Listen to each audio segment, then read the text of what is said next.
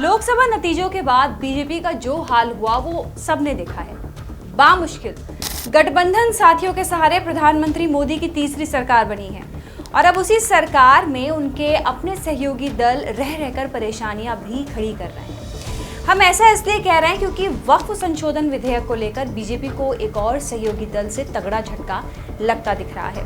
केंद्र में नरेंद्र मोदी की तीसरी बार सरकार बनाने में अहम सहयोगी जेडीयू ने वक्फ संशोधन विधेयक को लेकर चिंता जाहिर की है। परेशानी की बात यह है कि एनडीए खेमे में जेडीयू तीसरी पार्टी है जिसने इस बिल को लेकर अपनी अलग राय रख दी है। इससे पहले चिराग पासवान भी इस मुद्दे पर अपनी असहमति जाहिर कर चुके हैं। वहीं आंध्र प्रदेश के सीएम चंद्रबाबू नायडू भी मोदी सरकार के इस फैसले से नाखुश हैं। खबरों की माने तो बिहारी बाबू नीतीश कुमार 2025 में होने वाले बिहार विधानसभा चुनाव से पहले राज्य की 18% मुस्लिम आबादी की नाराजगी मोल नहीं लेना चाहते, इसलिए वे प्रस्तावित कानून में बदलाव करवाना चाहती हैं। इस विधेयक को लेकर जेडीयू का रेड सिग्नल इसलिए मायने रखता है क्योंकि लोकसभा की कार्यवाही के दौरान केंद्रीय मंत्री और जेडीयू के संसदीय दल के नेता राजीव रंजन उर्फ ललन सिंह ने खुलकर इस बिल का समर्थन किया था। जेडीयू सांसद ने इस महीने की शुरुआत में लोकसभा में एक बहस के दौरान कानून के पक्ष में बात की थी। ललन सिंह ने संशोधनों को पारदर्शिता के लिए एक बहुत जरूरी उपाय बताया था।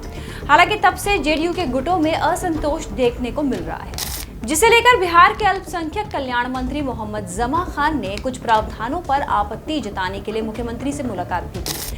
बताया जा रहा है कि जमा खान असहमति जताने वाले इकलौते शख्स नहीं है। बिहार के जल संसाधन मंत्री विजय कुमार चौधरी ने भी मुस्लिम समुदाय की आशंकाओं का मुद्दा उठाया और इस मामले में मुख्यमंत्री से बात की।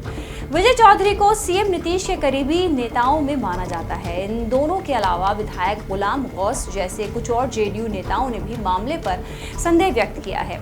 नए कानून की धाराओं पर बढ़ती आपत्ति को देखते हुए जेडीयू के कार्यकारी अध्यक्ष संजय झा और जमा खान ने केंद्रीय अल्पसंख्यक मामलों के मंत्री किरण रिजिजू से मुलाकात की। केंद्र ने प्रस्तावित बदलावों का बचाव किया है, जिसमें मुस्लिम महिलाओं और गैर मुस्लिमों का प्रतिनिधित्व अनिवार्य करना और दानदाताओं को 5 साल या उससे ज्यादा समय तक प्रैक्टिस करने वाले मुसलमानों तक सीमित करना शामिल है। सूत्रों की माने तो कुछ मुस्लिम मौलवियों की ओर से खतरनाक कहानी गढ़ी जा रही है। ये भी कहा कि ये विचार उन मुस्लिम महिलाओं को सशक्त बनाने का है जो पुराने कानून के तहत इसकी पीड़ित थी। हालांकि कांग्रेस के नेतृत्व में विपक्ष ने प्रस्तावों की तीखी आलोचना की है और इसे कठोर उपाय, संघीय व्यवस्था पर हमला और मौलिक अधिकारों का उल्लंघन भी बताया है। विपक्ष के हंगामे पर किरण रिजिजू ने पलटवार करते हुए कांग्रेस पर मुद्दों को हल करने में विफल रहने का आरोप लगाया। उन्होंने कहा कि आप नहीं कर सके इसलिए हमें करना पड़ा।